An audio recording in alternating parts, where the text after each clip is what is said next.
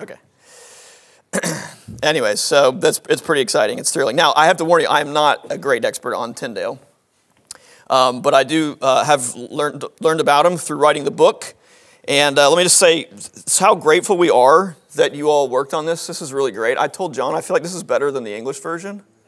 I wish I read Dutch. I need to learn Dutch because I don't really know much about the Dutch Bible, and I would really like to learn. So that's just great. We've got the book being translated into several other languages, and every time we do it, we've asked the translator if they know someone who can add chapters just like these about the history of the Bible in the language it's being translated into. Because the Bible has become a global book, hasn't it? Everywhere Christianity has gone, the Bible has gone with it. And when we think about Tyndale, we think about him as this great reformer and the one who brought the Bible to the English-speaking world. And you probably think of him in the context of a world in which the Bible was kept from the people. And that's why he's a great hero to us as Protestants, because he brings the Bible back. But you need to know that Tyndale really was only doing what other people had done long before. In the earlier centuries of Christianity's history, the Bible was translated into a multitude of languages. Of course, into Latin, as you know, the Vulgate, but also into other languages like Coptic, which is an Egyptian language, right? Syriac, and then a host of other languages. Really, when the Reformation began to translate the Bible again into the language of the people, they weren't doing something new. And they didn't think they were doing something new. They believed they were returning to a prior practice of the church. And of course, in many ways, you can think of the Reformation as a whole as doing that. It was not really trying to do something new so much as it was trying to restore things that had been done before by Christians. So as we begin to think about Tyndale, let me give you a quote from his best biographer today, who opens his biography by saying, "Tyndale gave us our English Bible." Now, maybe I shouldn't say our in this context, but since this lecture is being given in English, I'll go ahead and say it anyway. "It is fair to say that no single individual has left a more indelible mark on the language of the English Bible, and you could probably even say the English language itself, than William Tyndale. He is, as you probably know, the first to translate the Bible into English from the original languages. John Wycliffe, who we'll meet in a second, had inspired or participated, there's debate. He had done it earlier, but it was from Latin, not from Greek and Hebrew. By the time he died, Tyndale would complete 2 editions of the New Testament. And when it comes to the Old Testament, it takes a bit longer. I don't know if you've noticed, the Old Testament is a little bit bigger than the New Testament. But he got as far as 2 Chronicles, and he also did Jonah in the Old Testament. We unfortunately have no translation of Jonah or of Tyndale of the Psalms or the prophets, which would be, we wish we did, because he was such a good translator. He was, by all accounts, a superb translator. By some estimate, and these things are by their nature hard to measure, but by some estimates, as much as 80 to 90% of the King James Version is Tyndale's words, where it overlaps with what he did. As one biographer says, one key to Tyndale's genius is that his ear for how people spoke was so good. The English he was using was not the language of the scribe or lawyer or schoolmaster. It really was at base the spoken language of the people. And you can read it. You can pick up a copy in modern spelling of his Bible. It's still, you'd be surprised how readable it is. It's remarkably readable. I'll give you some quotes in a bit here. That said, he was not afraid to innovate either. He is famous for coining many English words that now seem second nature to us. Words like anathema, or godly, or scapegoat, or unbeliever, the word zealous. He is, according to our records, the first to make a theological use of the word atonement. It's hard to even imagine talking about the work of Christ without the word atonement. But he was the first to apply it in a theological context. He is, of course, responsible for such famous biblical lines as, "Let there be light," "Fight the good fight," and he is responsible for giving us, in English at least, the name Jehovah for the name of God. You'll only find it about 7 times in his Pentateuch. So he didn't use it everywhere the Hebrew Yahweh is found, but he did use it 7 times. So that gives you just a sense as we begin of his legacy. We'll dive into it more as we go. This is the most famous painting we have of him, of course. Oops, excuse me. But let me tell you a bit about how he got his start. And to give you some context, here's just a timeline with, there's John Wycliffe on the left. Tyndale's time span is marked there in yellow, and then that's Luther there in gray just below him. So you can see how much he overlaps with Luther. And as we'll see, the influence of Luther is crucial to his life, to his work, and eventually to his death. because he was very much inspired by Luther, both in his translation work, but also then, of course, in his theology. To give you just a little context, there's Gutenberg. That's not an actual photo of him, just for the record. But I put him up there partly so that you remember that Wycliffe is living in a time without the printing press. And Tyndale is living the time just after the printing press. And that is crucial to understanding his success as a translator. There's Luther nailing his 95 Theses. So it's actually Luther nails his 95 Theses right as Tyndale is finishing up school in Oxford. Unfortunately, not much is known about Tyndale's youth. He grows up in Gloucestershire, we know that. He is descended of a family that is quite well off and very well connected. Particularly, they're involved in the cloth trade. And that will be very crucial later when Tyndale is smuggling his Bibles back into England from the continent. As we'll see in a minute, he was not able to do his work in England, even though that's who it was for. But you might think that it's kind of fun to think of Tyndale as sort of the David against Goliath, but at least in terms of his upbringing, he's not really a David. He comes from a wealthy family. That's why he's able to get the education he gets. His family is well connected. He does, however, we know, our first real record of him comes from his time at Oxford University. He begins to study there at age 14. Now, this is on the younger side of the time, but it's not unusual and certainly not unheard of. But he does spend about a decade there. He gets his bachelor's degree there first, and then a master's, and then may well have taught there, although we're not sure. At the time, the university was still fairly small by today's standards. There was only about several thousand students there. But Oxford was beginning to grow in influence, and as a Cambridge graduate, it pains me to say that. We'll talk more about that. The printing press, as you can see from the slide, was still new, and printed books were available but very rare as a student. So you can imagine as a student at Oxford, the way you got your books is you had to either borrow them from someone else and make your own copy or pay to have somebody else copy them. So they're still using books made by hand at the time that Tyndale is a student at Oxford. And so students typically would borrow, buy, or have a new copy made of their textbooks. One of the things I love about Oxford at this time and most universities is the way it worked is students basically paid their professors. So you as a student got to pick all your professors and you just paid whichever one you wanted to. What that meant is some profs made great money if they were popular, and if you weren't popular, you were poor. So I think we should go back to that model. I don't know. Is the president in the room here somewhere? You could try that. He says no. Now, one of the things that's important about Oxford at this time is that the memory of John Wycliffe still looms pretty large there.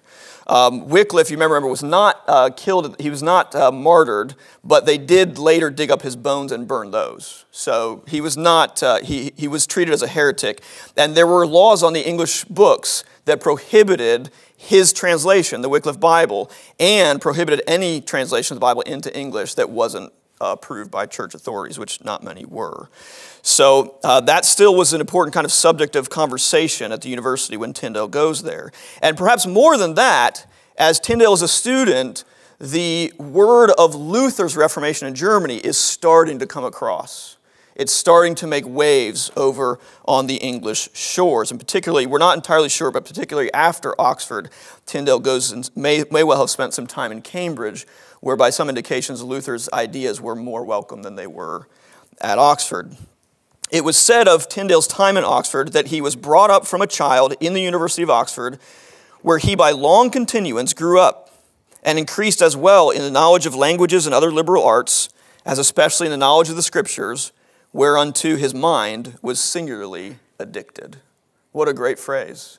He was addicted to the Scriptures. That quote comes from Fox's Book of Martyrs, which is one of our best sources for Tyndale, and especially his early life. He would later be praised by another scholar for mastering 8 languages. As an American, I can't even comprehend that because we all speak one language. Right, Derek? He had mastered Greek, Hebrew, Latin, Italian, Spanish, French, German, and of course his native English. He was, by all accounts, a remarkable scholar, very well trained, and knew what he was doing. His knowledge of Hebrew is especially noteworthy. Even Greek at the time, the dominant language, as we'll see, as you probably know, was Latin. To give you a sense of how dominant Latin was, you remember the slide that Dr. Mead showed you of the Complutensian polyglot with Latin in the middle and Greek and Hebrew on the side for the Septuagint? And the preface to that says it's like Christ crucified between two thieves, right? Latin was the dominant language of anything important at the time. But to give you a sense of how dominant Latin could be, when Erasmus spent time in England, both at the University of Oxford and Cambridge, we're told he never spoke English to anyone the whole time he was there. He only spoke to people in Latin. So in the native country of English, even some visitors they could get by just fine without speaking English. So that gives you a sense of how important Latin still was. So for Tyndale to know not only Greek, but then Hebrew is really quite extraordinary. We're not even quite sure how he learned Hebrew. This time in Oxford was quite formative, although I must tell you, he did not speak well of his time at university. I'll give you here a quote from, this is his intro actually to the Old Testament. And let's see if this is the right quote. Yes. No, this is a different part. Did not work. Oh, it didn't work. That's fine. It's a different part. Here's the quote. It's on my slide. Here's something he wrote at once about his time in universities. This is in a book critiquing the Catholic Church, and particularly the Catholic leadership. Is it up? There we go. He says, and in the universities, they, speaking of the papists, the church leadership in particular, have ordained that no man shall look on the Scripture until he be nursed, nozzled, in heathen learning 8 or 9 years, and armed with false principles, with which he is clean shut out of the understanding of the Scripture. And at his first coming unto university, he has sworn that he shall not defame the university whatsoever he seeth. So Tyndale's opinion of his time in Oxford is actually not great, because in his opinion, they spent way too much time reading Greek classical literature and Plato and Aristotle or Duns Scotus or other theologians of the time, and not near enough time actually reading the Scriptures.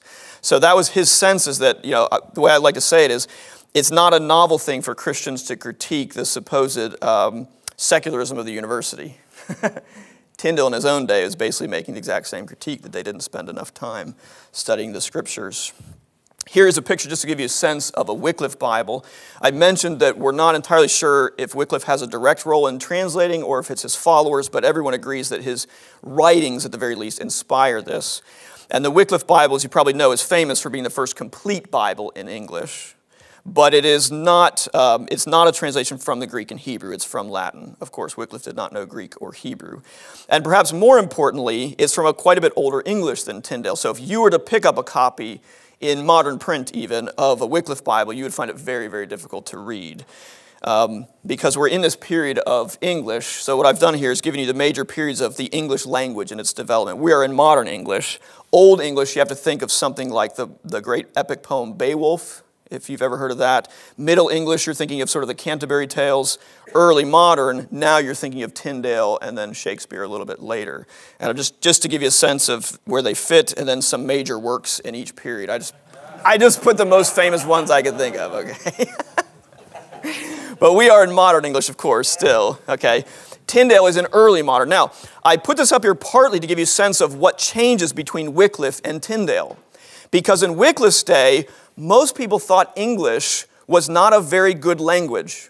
It's a bit hard for us to, here we are in the Netherlands, and I'm speaking to you in English, right? I'm not even in my home country, I'm speaking to you in English. English is everywhere, but it was not the time. It was not the case in Wycliffe's day. In Wycliffe's day, as I said, the dominant language is either Latin or French. So even in like the royal court in England, they might still be speaking and writing in French. And so one of the reasons why the Bible in English has such a unique history is because the English language has a unique history.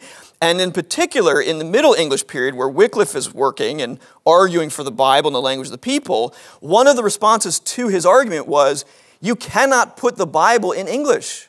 English is not up to the task. It's not a good enough language for the Bible, right? It doesn't deserve it. And that very much changes by the time Tyndale comes along. You can't really make that same argument in Tyndale's own day, because by then so much had been written in English and was starting to be done in English. Sermons were starting to be given in English and all that. It was harder and harder to make the case that English was not up to the task of Bible translation. But to give you just a little taste of the shift that happens, here's Wycliffe on Genesis 1:1.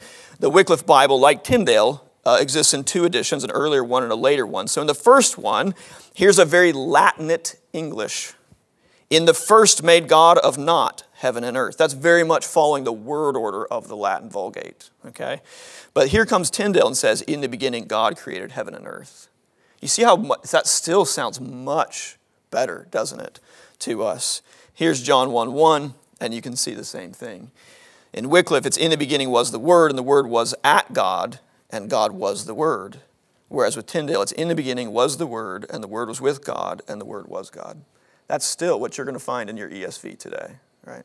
It's just remarkable the longevity that Tyndale's words have had. So going back to his time at Oxford then, there are a series of events that would really shape his future. The one, as I mentioned, was the influence of Luther's theology beginning to come across the English Channel, and it was starting to be read by English speakers, at least by the scholarly class.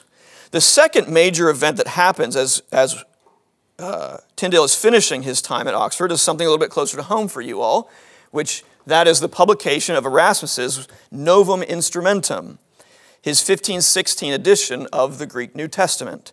Now today, when you hear about his edition of the Greek New Testament, you almost always hear it as that, the first publication of the Greek New Testament. But if you'll notice from the slide here, you can see it is not just Greek. It's Greek and what? Latin. And what is important about Erasmus's edition, really for his own time, what's most important is the Latin. The Latin was more important than the Greek. Why? Because the Latin is Erasmus's own. It's not the Vulgate. He puts the Greek there really only because he knows people are going to be upset with him for retranslating the Bible and changing the Vulgate, right? Bible translation has always gotten people in trouble. Always in history. You can go all the way back to Jerome, where Jerome gives his introduction to the Vulgate, and he talks about not wanting to do it. The Pope had asked him to do it, and he says, I don't want to do it. Why? Because people don't like translators. When you change the Bible as people know it, they don't like you. Right?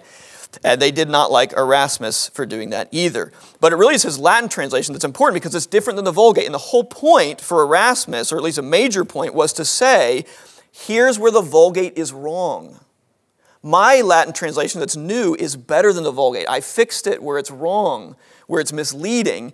And just to make sure, if you don't believe me, here, I've given you the Greek so that those of you who know Greek can check me on it. Do you see? What Erasmus did not know is that two important individuals would pick up this printed Greek New Testament. First would be Luther, who would translate the Luther Bible from this, and the second would be William Tyndale. So Erasmus plays a key role at a number of points in Tyndale's story. Luther's Bible would come out in 1522, of course, just before Tyndale's, and as we'll see, Tyndale very much follows Luther in a number of key points, even down to the level of the order of the books. In Tyndale's first edition, for example, his marginal notes are basically translations of Luther's notes. Tyndale's introduction is basically a translation of Luther's introduction. Tyndale's introduction to Romans is famously longer than the book of Romans, which tells you how important Romans was during the Reformation. But for the most part, it is Luther's introduction. I'll tell you a quick anecdote on this. You probably know the name John Wesley, and you probably know a little bit of his conversion story about going to a Bible study at Aldersgate. You may not know that in his own version of the story, Wesley says that what he was reading when he got converted, when he felt his heart strangely warmed, was not Romans. It was Luther's preface to Romans. So do not underestimate the importance of these prefaces in these early Bibles. They could be quite important. All right, back to Tyndale. After finishing school at Oxford, he returns to his home in Gloucestershire, England, to become a tutor, a live-in tutor for a wealthy family. And it's during this time that he's also ordained as a priest and begins to preach in the surrounding churches. And what marked his preaching was his emphasis on the Scriptures. He tells us that he was not convinced that many of the priests in his own area even could read Latin. So think about it. They don't have the Bible in English, and they can't read it in Latin either because their Latin is so bad. The priests have no... We often think of Tyndale as giving the people access to the Bible. But he also gave the priests, some of them, access to the Bible by putting it into English. One of the criticisms that was leveled against Wycliffe and others who've tried to follow him in putting the Bible in the language of the people was someone said, if you give the people the Bible, they'll know more of it than the priests do. And that's a problem in its own right, isn't it? But you can see why, because in some cases the priests didn't know their own Bibles. But what marked Tyndale's preaching was his emphasis on the Scriptures.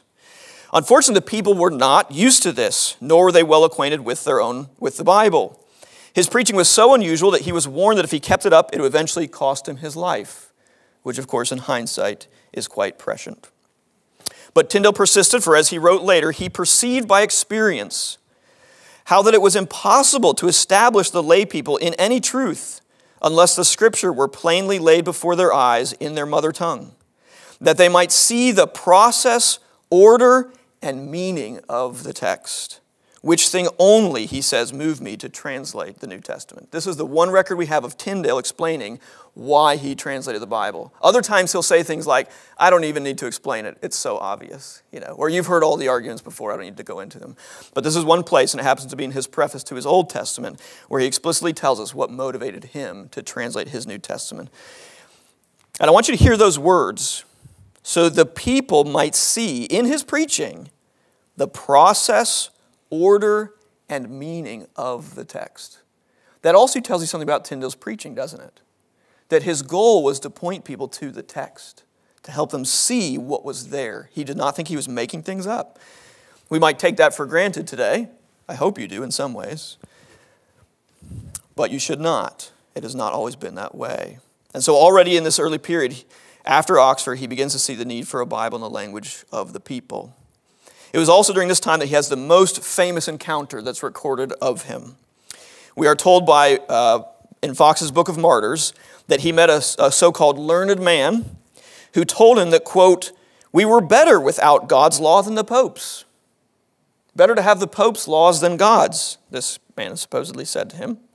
To which Tyndale very famously replied, I defy the Pope and all his laws, and if God spare my life here many years, I will cause a boy that driveth the plow to know more of the Scripture than you do. That's his famous line. Now, I should tell you, he's not the first one to say that. That line, actually, about the boy that drives the plow having the Scriptures, you find it already in Erasmus, right? So I mentioned to you that Erasmus's influence comes up at a number of key points in Tyndale's life. One of them is, I don't know if he got that from Erasmus or not, but it's the same phrasing, that you want the boy that drives the plow to know more of the Scriptures than even the priest did at the time. Now, as predicted, not everyone liked Tyndale's preaching, and he soon found himself with enemies in Gloucestershire who began to threaten the family he was working for. So he leaves there for London with hopes of securing support and the necessary license to print from the Bishop of London, a man named Cuthbert Tunstall. I've got a picture of here somewhere. Let's see if I can jump ahead a little bit. There he is. There's Cuthbert Tunstall. He wants to go there with the hope of getting permission. It may seem strange to you, but unlike nowadays, you couldn't just open a publisher and publish whatever you wanted at the time. You had to have permission to do it. So he needs to go to London. He wants actually two things. He wants permission to publish, but he also wants financial support. So he goes there, and by this time he'd already produced several translations of some Greek classical works, so he'd been honing his translation skills as a kind of proof of concept. But he fails to get a meeting with Cuthbert Tunstall. Now, there's different theories of this. In fact, Cuthbert Tunstall is one of the interesting characters in Tyndale's story in this period because he's a lifelong Roman Catholic. He never switches over to Protestantism, and as we'll see, he's an opponent of Tyndale. But he's unusual at the time because he lives quite long. He lives into his 80s. And most people at the time who do the kind of work that he does or hold the kind of political church offices, many of them do not live long. Even the Roman Catholics, they're getting beheaded left and right. He's one of the rare characters in this story and in this period where you can say he lived to old age. And so by most accounts, it's because he was very politically savvy. And I was mentioning to Derek the other night when we were talking about Tyndale, I said, one of the things that's fun about Tyndale is very hard to find anything to criticize him about. Now, some of that I'm sure is because, as we'll see, he died early, so he didn't have a chance to write stupid things like Luther later did, okay? But I found one thing maybe, okay? His biographer suggests that Tyndale was maybe not very politically savvy, that he goes to London, doesn't really know the politics very well. He writes a letter to Cuthbert and sends it to him. He never gets a meeting with him. And Cuthbert basically says, I don't have time and money. I'm already supporting too many people. You've got to go find somebody to do it on your own. And it's a little surprising because they did have a number of mutual relations. And whether Tyndale just didn't know to do it, or as I suggested, maybe wasn't very politically savvy to reach out to some of their mutual contacts, some suggest maybe if he had done that, he would have had a better shot. But for whatever the case may be, Cuthbert Tunstall turns him down, and Tyndale realizes, he says, not only is there no place in London for me to do my translation work, but there's no place in all of England to do it either. And that's when he flees England and comes here to Europe, to the continent. So he leaves for Europe in 1524. Now, I should say, before I move on, his time in London, he spent about a year there, was not in vain. Because while he's there, he establishes some crucial connections with a group of merchants, particularly those cloth traders that I mentioned before, who would later support him and be part of the process of smuggling his Bible back into England after he finishes it in the continent. And so they proved to be key to his success. I'll give you just a quote here from one author who says, "The merchants of London, mainly in the cloth and tailoring industries, were firmly entrenched in the Lollard movement," that's followers of Wycliffe, "a movement which was now in touch with the German Lutherans, and which, in defiance of English church law, was crying out for a new translation of the Scriptures. Such men as these were to provide the finance and shipping that were crucial to the success of the enterprise. And that is how in 1525, as we'll see, Tyndale found himself in Cologne and in the printing house of Peter Quentil." Now, I'll just pause here because I know there's some administrators in the room. You cannot do the work of the ministry without people to support it, right? Do not forget that in Tyndale's story, he brings the intellectual ability. He brings the willingness to put his life at risk, but if he does not have financial backers, none of it would have happened. If he didn't have people who also would put their lives on the line to smuggle Bibles in, it could not have happened. I think it's worth us pausing here to reflect on the importance of the way the body of Christ works. We cannot do our mission if we do not work together. We have to combine our skills and ability to accomplish the great work God has given us. As I mentioned, it's in Cologne that he first begins to print his New Testament. So let me go back to it. I jumped over it here to show you a picture. Here's what is known as the Cologne Fragment. He begins printing in 1525, so exactly 500 years ago. But I can only show you a brief snippet of his Cologne Fragment because as this edition is coming off the printing press, it was interrupted and raided by the authorities. There was another man in Cologne who was also using the same print shop, and apparently he had some of the printers that worked at the shop out to dinner and by some accounts got them drunk, and they spill the beans and say, "Hey, do you know there's two guys from England who are translating and right now printing Luther's Bible?" Well, that was hot news. That was big news because by this time Luther's Bible was already making a stir on the continent, even in England. And so this fellow who had gotten these guys drunk, he goes to one of his senators in the city who is a friend of King Henry VIII, and basically they come in and raid the print shop. And Tyndale and his associate who'd been working on this managed apparently to keep copies of it, and they flee up the Rhine River to the city of Worms. But he had cracked the door open finally for the translation of the Bible from the original languages into English. We only have this up through about Matthew 22. We know he got as far as Mark, at least according to one record, but we don't have it anymore. So this is the single copy we have of his Cologne Fragment. But this, friends, is the first time in English that Matthew 7, verse 7 reads this way: "Ask and it shall be given you, seek and ye shall find, knock and it shall be opened to you." Tyndale did not give up just because the print shop had been raided. As I said, he fled to the city of Worms, the very city where Luther had defended his own theology just 5 years prior to this. There, Tyndale started again, and this time he finally succeeds. And so that his second edition is the first complete English New Testament translated from Greek into English. This is a picture of it here. You can see the beginning of the Gospel of Mark on the left and the beginning of the Gospel of John on the right. This edition, there's only 3 of these in existence today. And in fact, one of them we found only in the 1990s, so let that be a lesson to you. If you want to find great old Bibles, go look in libraries. That's usually where they're hiding. The third copy of this was found in a library. So on the left is his Gospel of Mark. I want to note just a couple things about this before I move on. You see for the prior edition, you can see the drawing there on the left. This is very much following the Luther Bible. The notes there in the right are for the most part translations from Luther's Bible. Okay, this is the beginning of Matthew here on the right, so that's the genealogy. You can see how it's laid out there fairly straightforwardly. It's helpful, I think, to remind ourselves that this would have been the first opportunity that most people had ever had to sit down and read a book of the New Testament from start to finish.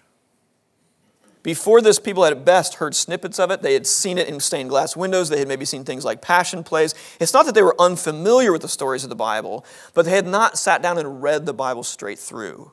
They had not gotten that sense that Tyndale mentioned earlier of, how did he put it, of wanting to give people the real sense of the text, right, in his preaching. the process, order, and meaning. It's hard to get that when you can't read it right in front of you. So this is his second edition here. Not as many notes. There were no notes. The notes that are in there are handwritten from whoever the owner is. This one we know is actually colored by hand. One of the things to know about books at this time is usually when you buy a book, you don't get the cover with it. And it would be black and white. And so if you wanted it colorized like this one, you would pay somebody else extra, and they would put it in color for you. This second edition is also important because it's much smaller than the first one. It was half the size of his first attempt.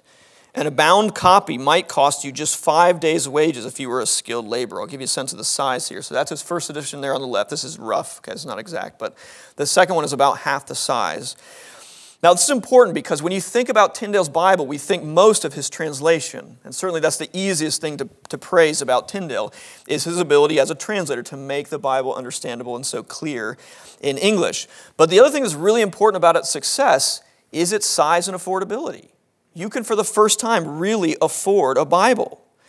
To give you a sense, if you were to compare it to, say, Wycliffe's Bible, which again, remember, is done from Latin. Okay, or go back even before that. A Latin Bible, so go say several centuries before Tyndale, a Latin Bible might cost 15 years' salary for your average laborer. Okay, so put that in 15 years in Wycliffe's day for Latin Bible, which most people can't read.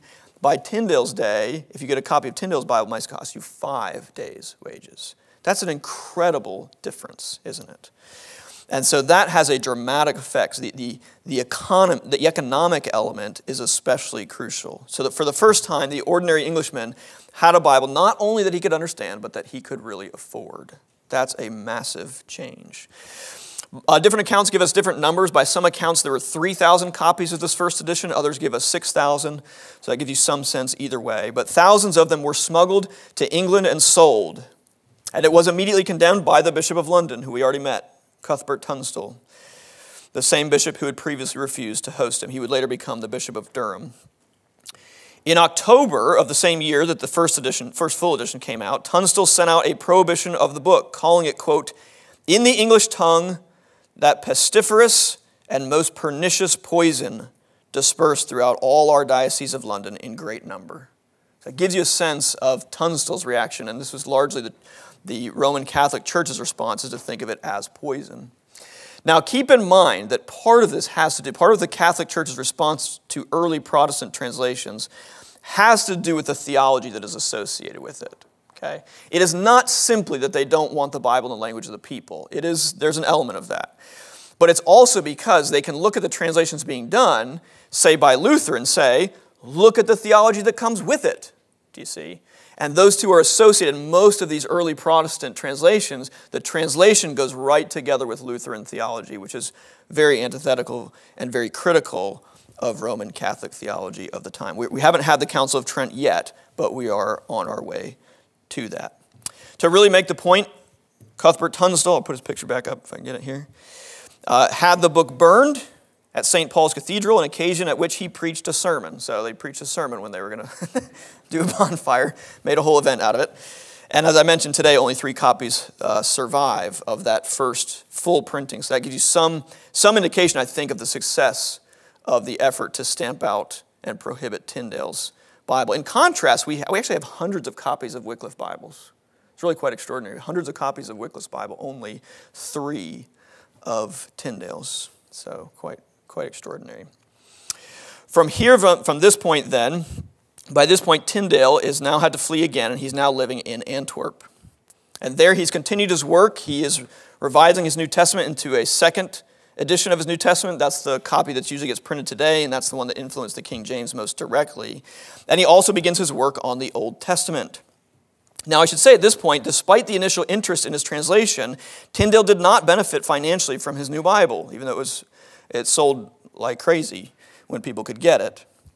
But in 1531, he wrote to a friend of, quote, his poverty, exile, absence from friends, hunger, thirst, cold, and what he called the great danger wherewith I am everywhere encompassed. All which he suffered because, as he said, he hoped with my labors to do honor to God. Despite the setbacks, despite his poverty, he was not deterred. During this time, After his first edition and before his death, he published several theological works. Some of them, they're still in print today. They're still worth reading. And he also finished his translation of the Pentateuch, first 5 books of Moses, which was published in 1530. I don't have a picture of that, unfortunately. But the opposition only grew. His most famous critic was the voluminous Sir Thomas More, who wrote, according to Tyndale's biography, Thomas More wrote no less than 9 volumes against Tyndale, totaling nearly 500,000 words. That's pretty impressive. If you've got enemies that can write 500,000 words, you're doing something right. I dare say that more people read Tyndale's words today, even though he wrote far fewer than there are who read Thomas More's works. They still read them, of course, but I suspect not nearly as many. Tyndale only wrote 1 book in response to More, by the way. So you can see who was sort of more obsessed with the whole issue. But by the way, I should mention at this point, you have a bunch of Tyndale stuff out here in the case. I'm not sure how to interpret that, though. Either you think so highly of Tyndale that you dare not let your students touch the books, or nobody's ever read them here, so you thought, oh, we can just afford to put them in there. No, but in your case, you've got a modern, I think it's a modern spelling edition, so the updated spelling and modern printing of both his 1534 New Testament, so his 2nd edition, and his Old Testament. It's worth reading. It's really quite good. A lot of it will be familiar to you if you know the King James, but it'll be fun to see where it's different. He called, for example, he translated when Pharaoh's men are coming after the Israelites, he called them his jolly henchmen, which is, jolly had a different meaning back then, but I love it. I still love it. Okay. Now, by November 1534, Tyndale had finished a 2nd edition of his New Testament in Antwerp. That's what's in your case. And he was then living there, still in exile from England. I mean, just think of that. Here's a guy who devotes his life to giving the Bible to a people he cannot live with. He cannot live in the very country he's trying to translate the Bible for. Now, like most Bible translators, all through history, this is a pattern all through history, I think it still happens today, he wanted to revise almost as soon as he began. People always ask me when I talk about translation, why do we have so many, at least in English? Why do we have so many? One answer to that is, there's multiple answers, but one answer is because translators are often unhappy with their own work and want to improve it. You can see this with Wycliffe. I mentioned Wycliffe. There's a 1st edition and a 2nd edition. Why? Because they started to revise it before they even finished the 1st edition. Tyndale is similar. Now, I think there's a very simple human explanation to this. If you've studied either of the biblical languages, Greek or Hebrew, okay, just take Hebrew for a second. Imagine translating the Pentateuch, and you're the first to ever do it. Don't you think that by the time you get, say, you've gone through Genesis, okay, you're like, okay, this is good, it's all narrative. Exodus is okay, it's mostly narrative. Leviticus, you're like, ooh, okay, this is a little different, right? By the time you get to Deuteronomy, don't you think your Hebrew is a little bit better than it was when you started Genesis? So by the time you get toward the end, you're going, I can do so much better. And so this is a pattern you see repeated endlessly throughout the history of translation. In every language I've studied, where I've studied the history of translation, translators often want to improve on their own work. And in fact, in his 1st edition, Tyndale even makes a point to say this. He talks about people coming after him and pointing out errors. He just says, I only want you to do it if you treasure the Bible like I do, and if you know Greek, right? But he invites critique in the preface to his translation, right? He knows he can do better. And so by 1534, he's come out with a 2nd edition. Work on his Old Testament continued as well. And he was by this point very Lutheran in his theology and in his writings. You see it reflected very much. And he is on record attacking the Catholic Church's theology, which he saw as nullifying the role of grace in salvation. But his work would soon be interrupted for good. In 1535, a young man named Henry Phillips pretended to be a friend of his and pretended to show a great deal of interest in his translation work. And this young man, Henry Phillips, had actually happened to have lost a lot of his father's fortune in gambling. And in a story that has just eerie similarities to Jesus and Judas, Henry Phillips betrays Tyndale for a sum of money because he's poor. He'd gambled all his dad's money, and as a way to try to get some of it back, he betrays Tyndale. This is a map, actually a map from 1568 of Antwerp. We actually know the very house that Tyndale was working in, because on this map from 1568, and this is only a few decades after him, it's literally marked as the English house. So this is where all the people from England lived. Keep in mind, throughout this whole period of English history, it's kind of a seesaw between Protestant theology and Catholic theology. So just shortly after Tyndale, you remember we're going to get into the era of kind of, we're in King Henry VIII already, but we'll get into sort of Bloody Mary in that period where things are seesawing back and forth between Catholics and Protestants. Lots of Protestants will flee England to the continent, to places like Geneva, Antwerp, and elsewhere to do their work. But Henry Phillips betrays Tyndale, and on 21st of May, 1531, he tricks Tyndale into leaving his safe house, and Tyndale was seized in the alleyway. By the way, I just figured this map out today. I just found this today, and I always wondered, how did they find him? And then I realized, oh, he was living in the house that was literally called the English house. He couldn't have been too hard to find. But there he was. He is taken to a castle at Vilvoorde near Brussels. My understanding is this castle does not exist anymore, so I can't find a picture of it, but these are the best drawings I can find. And there the charge is being a Lutheran. So we think of him being, martyred for being a translator, and that's true. But again, as I said, really the Lutheran theology goes right along with this, okay? And the sentence for him is death.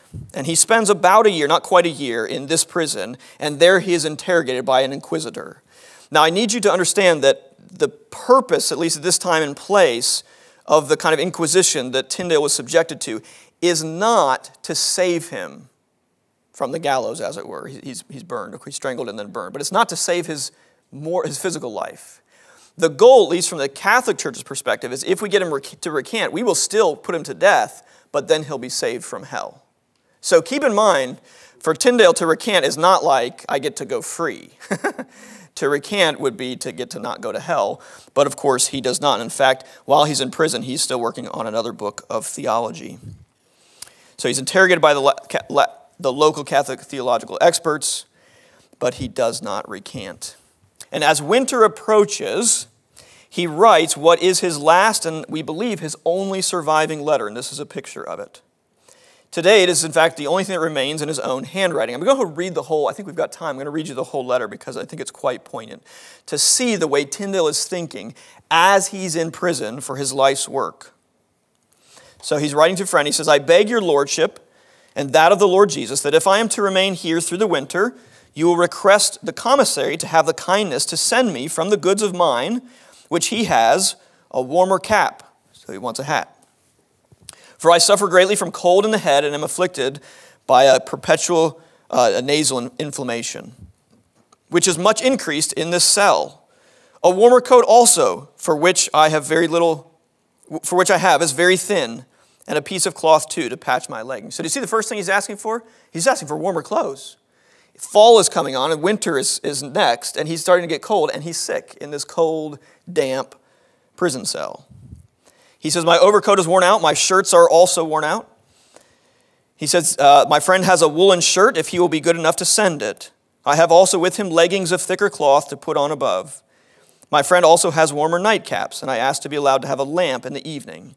It is indeed wearisome sitting alone in the dark. So he's asking for warmer clothes, he's asking for a light.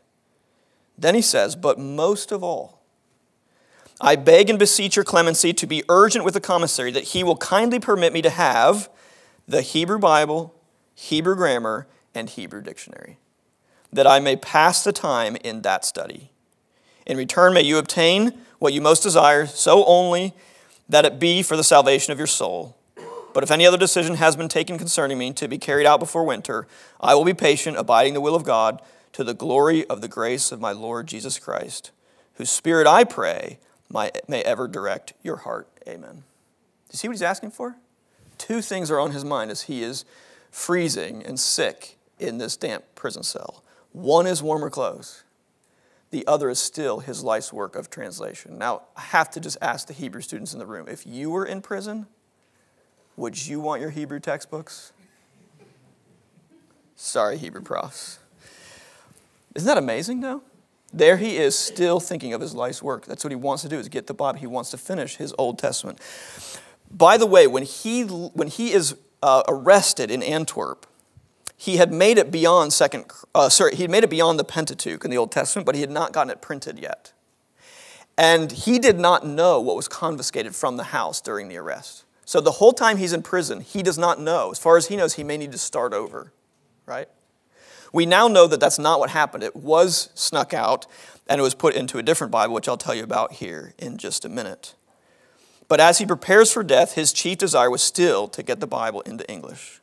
And what is especially remarkable about this letter is that at the time, he had no reason from the circumstances to be hopeful about his life's work. This, I think, is the most amazing part of his life. Because see, you and I come at Tyndale through a seminary named for him. And we put his books in glass. And so you hear Tyndale and you think, great hero of the faith, right? Who gave us the English Bible.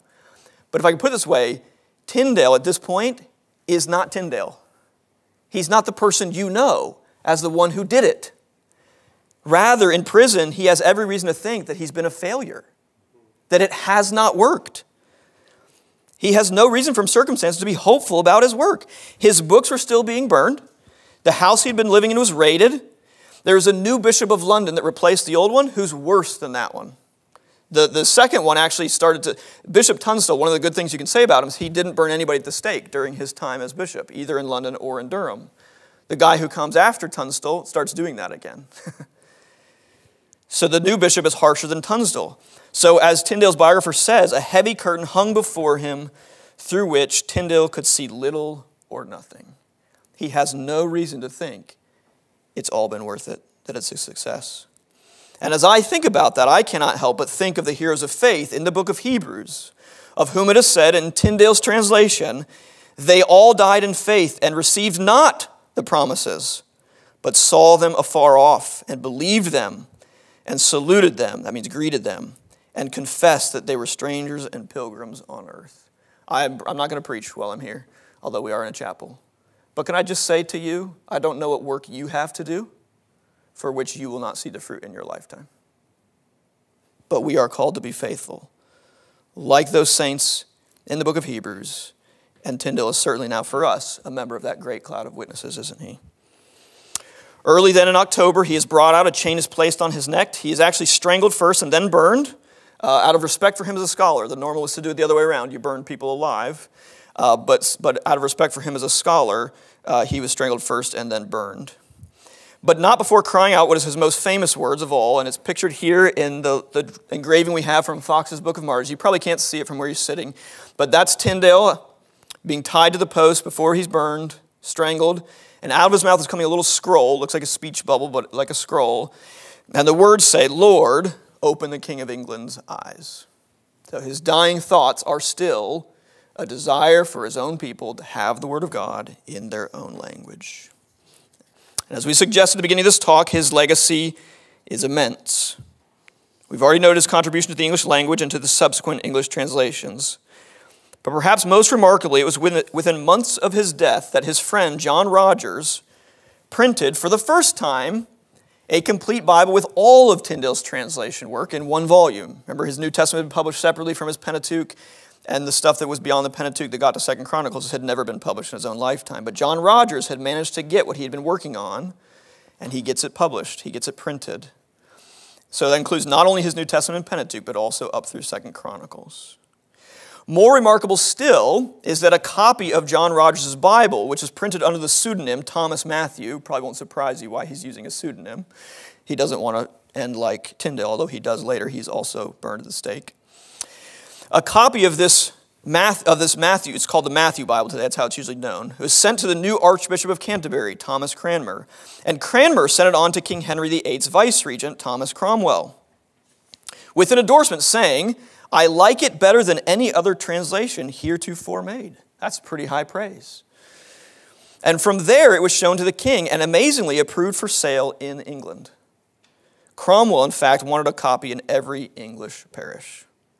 What that means is that in less than a year after his death, Tyndale's dying prayer was answered through the Matthew Bible. And here's a picture of it.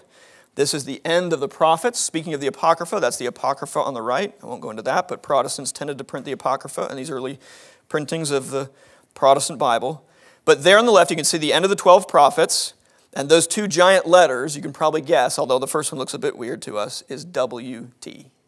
for William Tyndale.